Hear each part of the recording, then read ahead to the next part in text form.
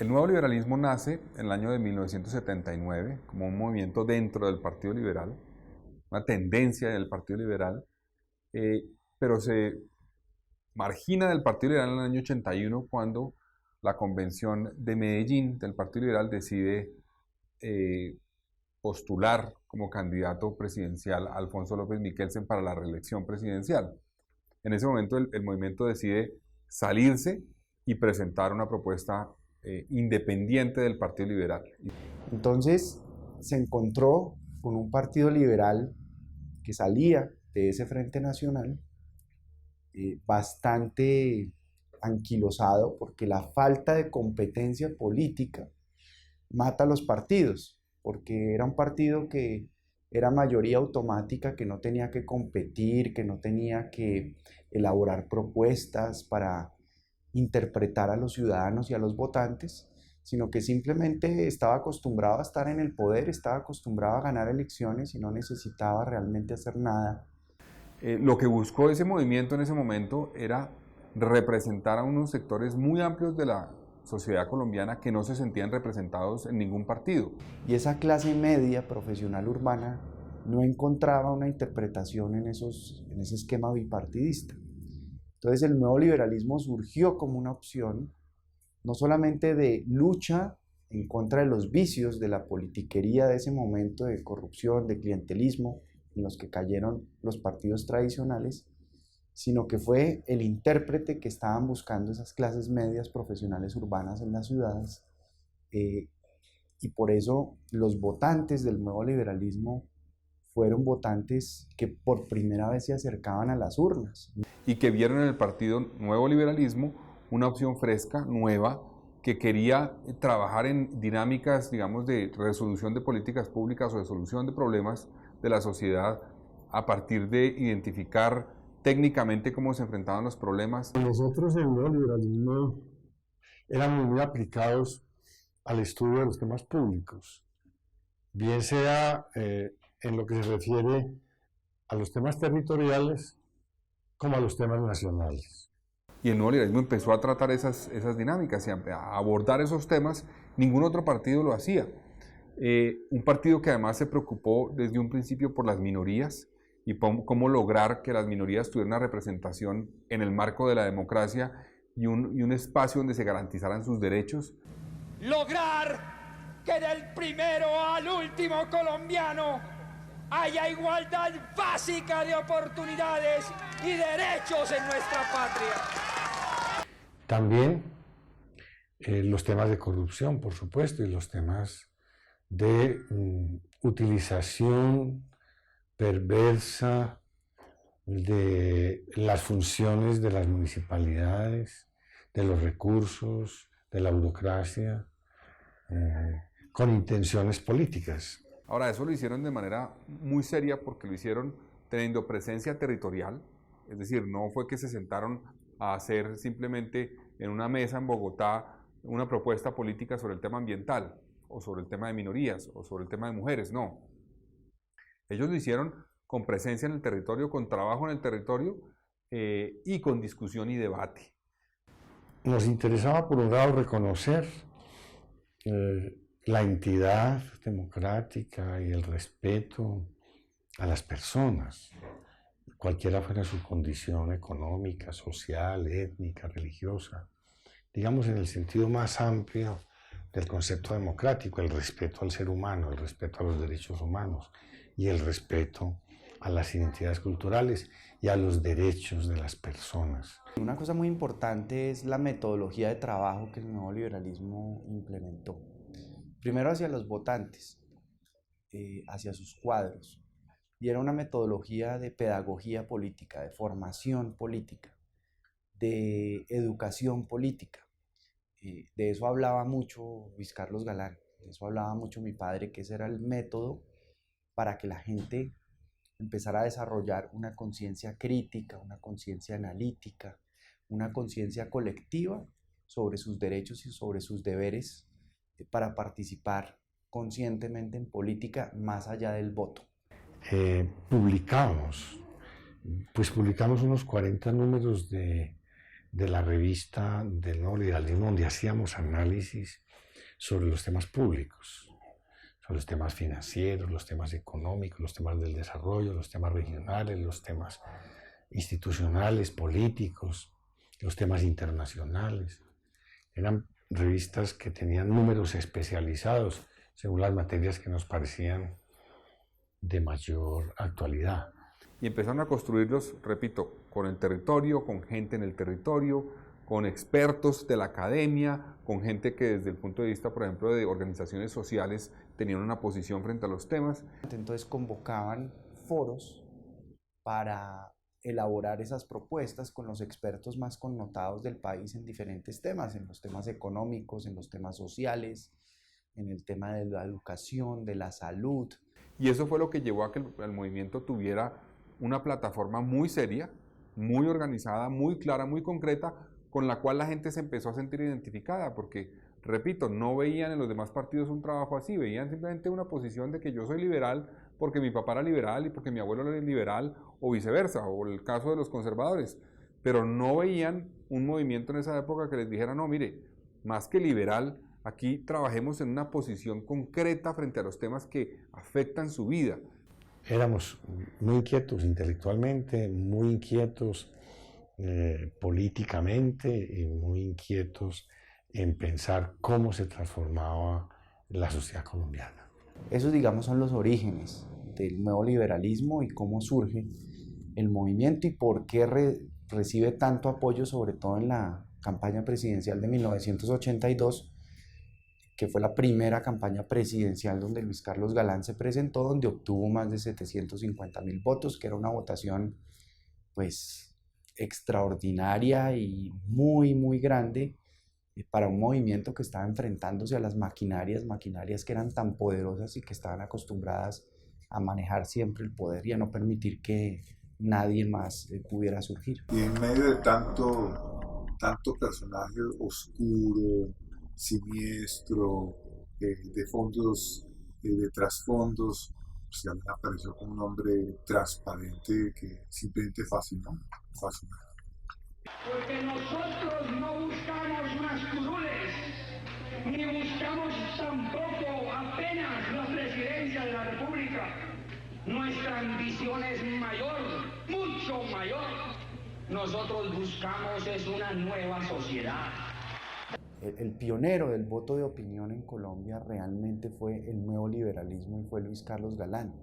Un voto libre, un voto espontáneo, un voto donde no se le prometía al votante un puesto, un contrato, una beca, una dádiva, sino que era realmente un voto de conciencia. Creo que fue un trabajo muy interesante porque lo que hizo fue responder a inquietudes de una nueva sociedad que estaba creciendo y que no veían los partidos una respuesta, y encontraron en el nuevo liberalismo eso. Por eso muchos de los que participaron en elecciones apoyando al nuevo liberalismo no era gente que estuviera acompañando a otros partidos antes, sino la mayoría era gente que no estaba participando, que no se veía reflejada y por lo tanto no salía a votar ni era activista de ningún movimiento. Y fue en el nuevo liberalismo por primera vez cuando encontraron un canal de expresión. Que fue el único movimiento político, la única fuerza política en Colombia que tuvo el valor de enfrentar el narcotráfico, de denunciar la infiltración de los mafiosos narcotraficantes en la política especialmente, pero en distintas esferas de la sociedad colombiana. Patria llegó como llegó a más de 60 países del mundo. El poder oscuro y criminal del narcotráfico. Y ha sido el nuevo liberalismo la única fuerza política que en Colombia se enfrentó a ese adversario terrible de la sociedad, de la organización institucional. Al asumir ellos un reto que le correspondía realmente a todo el país político, y es enfrentar al narcotráfico y la infiltración del narcotráfico en la política, ellos se vieron solos. Ellos decidieron asumir esa lucha, que era una lucha que nos correspondía a todos como colombianos, pero que solamente unos sectores decidieron asumir por riesgos, porque veían muy peligroso enfrentarse al narcotráfico, por cobardía, por complicidad en muchos casos de sectores de la clase política. Entonces eso llevó a que ellos asumieran ese reto, lo lideraran y sufrieran la persecución producto de ese reto. Literalmente le costó la vida al movimiento porque se desencadenó una campaña de exterminio en donde sistemáticamente fueron eliminando, primero intentaron eliminar moralmente el movimiento descalificándolo o intentando descalificarlo, pero luego se pasó al exterminio físico de sus integrantes. Donde Galán firmó una pelea a muerte que él perdió en términos de alguna forma porque murió, porque yo no creo que haya perdido esa pelea con la mafia, y la mafia era la política y los narcos en una combinación siniestra para el país. De más de 50 militantes, concejales, simpatizantes en el Magdalena Medio, en el Urabá antioqueño, en Puerto Boyacá fueron asesinados. Rodrigo Lara fue asesinado. Salida de un ministro del gabinete porque lo considera incómodo para sus aviesos fines. Guillermo Cano fue asesinado, Jorge Enrique Pulido fue asesinado, Luis Carlos Galán fue asesinado. Intentaron asesinar a Enrique Parejo González, que fue el ministro de Justicia que sucedió a Rodrigo Lara en el ministerio y que firmó las primeras extradiciones. Casi lo matan en la puerta de la Embajada de Colombia en Hungría. Alberto Villamizar también sufrió un atentado por ser presidente de la Comisión Primera de la Cámara y enfrentar el proyecto que tenía la bancada narcotraficante en el Congreso, que era hundir la extradición. Paramilitares, narcotraficantes, políticos, agentes del Estado, en fin, digamos, era una confabulación de personas que llevaron a perseguir al neoliberalismo y que buena parte de su liderazgo fuera afectado por la violencia. Como el Estado tenía muy pocos recursos o herramientas para enfrentar a esos mafiosos tan poderosos en términos financieros y de capacidad de intimidación, pero además la sociedad se acostumbró a convivir con los mafiosos, a hacer negocios, a ir a sus fiestas, a recibir su apoyo, su dinero, a codearse con ellos. Y el neoliberalismo pues sí llevaba un mensaje de rechazo, llevaba un mensaje de alerta a la sociedad que debía reaccionar frente a eso antes de que eso se convirtiera en un cáncer que carcomiera toda la institucionalidad y la democracia en el país. Representaron una manera de hacer política distinta que decidió enfrentarse a los vicios de la política tradicional y a la infiltración de la ilegalidad en la política. Y por esos dos enfrentamientos decidieron perseguirlos hasta acabarlos como un movimiento. A los hombres se les puede eliminar, pero a las ideas no. Y al contrario, cuando se elimina a veces a los hombres, se robustecen las ideas. Entonces, digamos que ese era el panorama en el que nos movíamos. Más que un sentimiento ideológico de izquierda o de derecha o de centro, abogábamos por la fortaleza y el fortalecimiento de las democracias. El esquema de trabajo no era el de transacciones con grupos y con intereses, sino era el bien público y los intereses de la nación. Eso era lo que lo guiaba a él. Yo quiero hacer un particular énfasis en que Luis Carlos Galán era, y de esto aprendimos todos de él, era una persona muy respetuosa de todas las personas, no importara su condición, no importara su nivel de conocimiento, su nivel económico, su nivel social. Ninguna distinción hacía de las personas. Y entonces él se trenzaba en conversaciones, inclusive en discusiones con las personas, sin ninguna reserva y sin ninguna discriminación. Dos campesinos me hicieron planteamientos fundamentales. Uno me dijo, ¿qué hacemos nosotros? Para la guerrilla somos delatores del ejército y entonces nos maltratan. Y para las Fuerzas Armadas somos cómplices de la guerrilla y también nos maltratan. A mí fue muy profunda el planteamiento de este campesino y lo que eso reflejaba de la naturaleza de nuestra crisis y la encrucijada en que estamos los colombianos o hemos vivido por muchos años. Y en esa misma reunión otro campesino muy modesto, de lo más humilde que hubiera podido encontrar, me dijo, doctor Galán, Yo, antes que liberal, soy colombiano.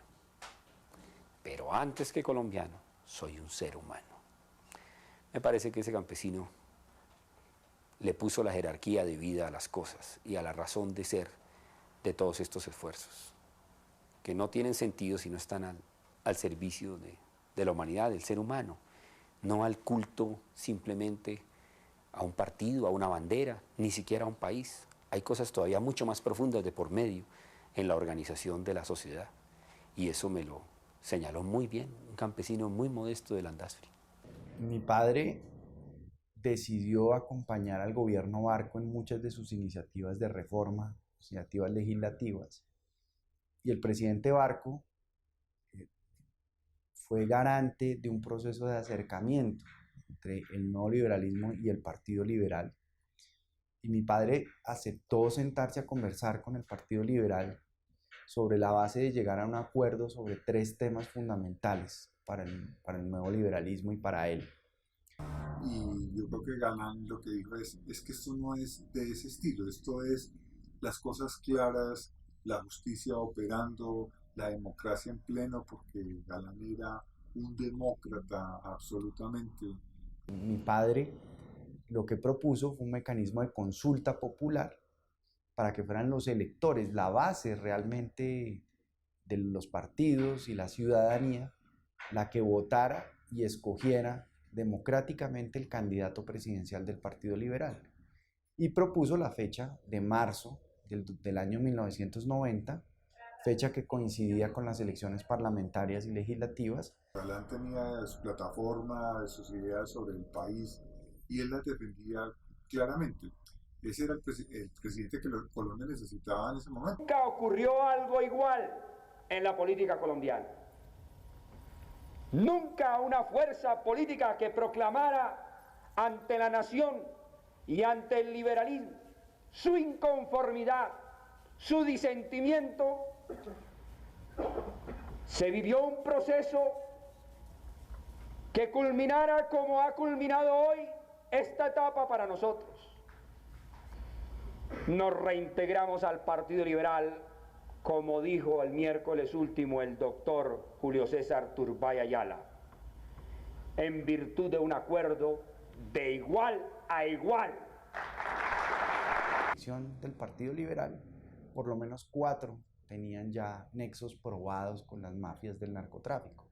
En esa época estaba Eduardo Mestre Sarmiento, en esa época estaba Miguel Pinedo Vidal, Alberto Santofimio Botero, Ernesto Samper Pisano y Hernando Durán Duzán. Esos fueron los 5 codirectores del Partido Liberal con los que mi padre tuvo los diálogos para llegar a un acuerdo con el Partido Liberal. Que se echó el país encima, impresionante, impresionante.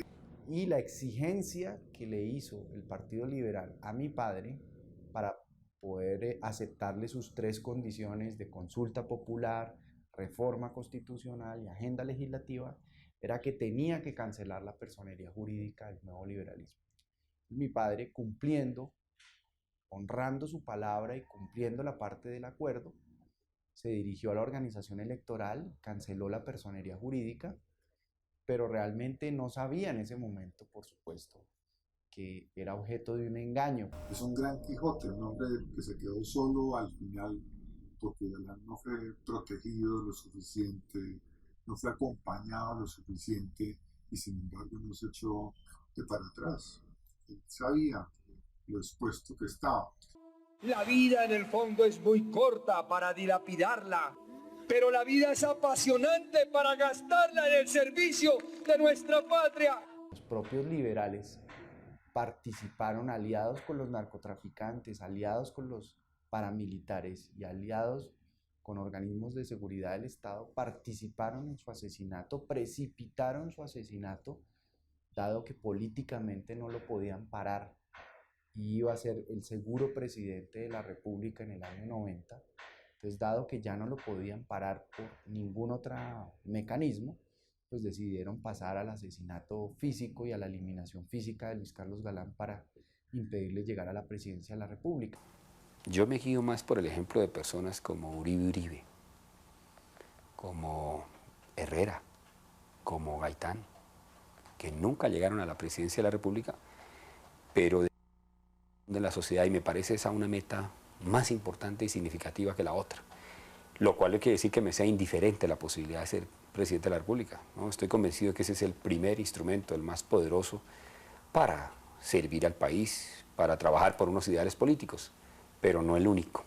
Mi padre no era una persona que pensara en perpetuarse en el poder, ni que pensara en hacer política hasta el último día de su vida, sino una persona que quería dejar la presidencia y dedicarse a la docencia. Era un hombre optimista, muy honesto, tremendamente honesto, un hombre preparado, estudioso del país, un amor por el país inmenso, que pues, lo llevó a sacrificar su vida, su familia, porque el país era para él, nuestra pasión es Colombia, es una de las frases más lindas de un editorial.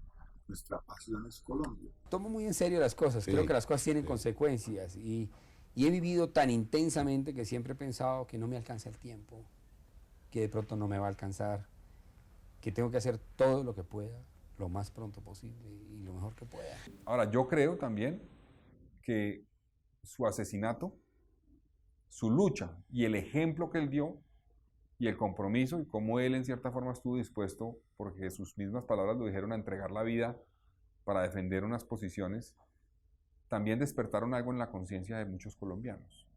Entonces el país yo creo que perdió a un hombre además que había estudiado el país como ninguno, que lo había recorrido, no solamente que lo había leído en libros o en documentos técnicos, sino que había ido físicamente a visitar cada rincón de Colombia. Para el nuevo liberalismo, pues fue, lo vimos, el fin, en cierta forma, del movimiento, porque más allá de la discusión de la personería jurídica, lo que representaba ese grupo de personas terminó diluyéndose por diferentes decisiones, en particular por la muerte de él, principalmente, pero más allá de eso también porque no encontraron después en ningún otro partido, digamos, un canal donde se sintieran cómodos, donde se sintieran interpretados, donde hubiera confianza con los demás miembros, etc.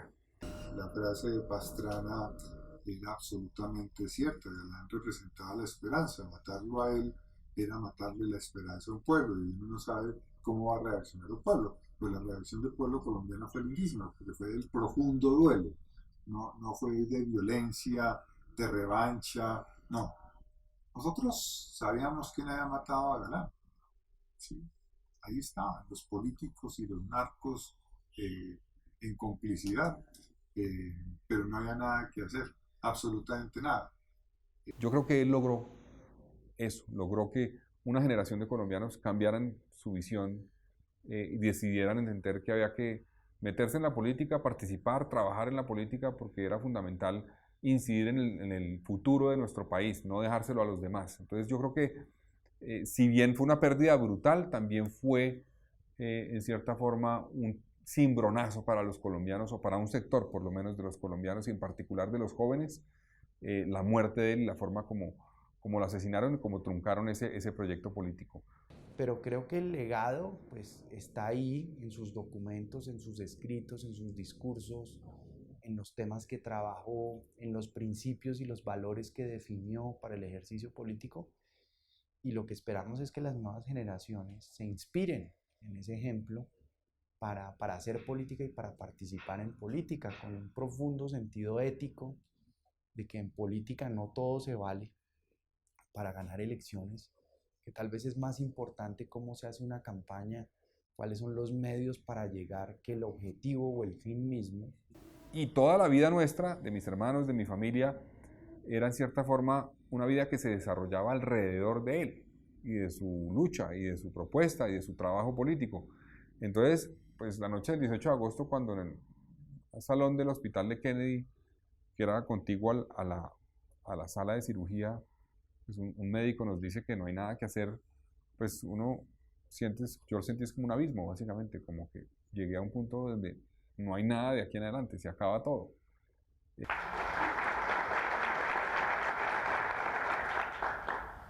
Compañeros, el viaje continúa con la misma brújula, con el mismo destino, con una nave más grande.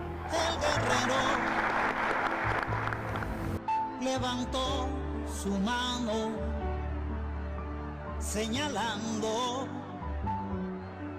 hacia el infinito. El guerrero dice que estas lágrimas son la risa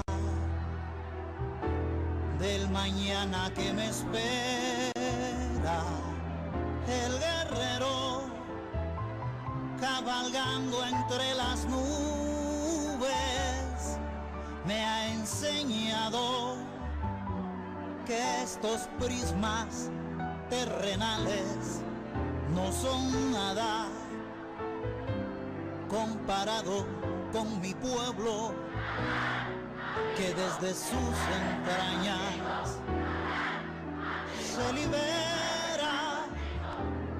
Estamos cambiando la conciencia del pueblo colombiano como lo necesita y lo requiere para progresar en verdad, para adquirir dignidad, para adquirir plena conciencia de sus derechos, para no ser una nación marginal, secundaria, para que no le vuelva a dar vergüenza a ningún colombiano al presentar el pasaporte de su patria.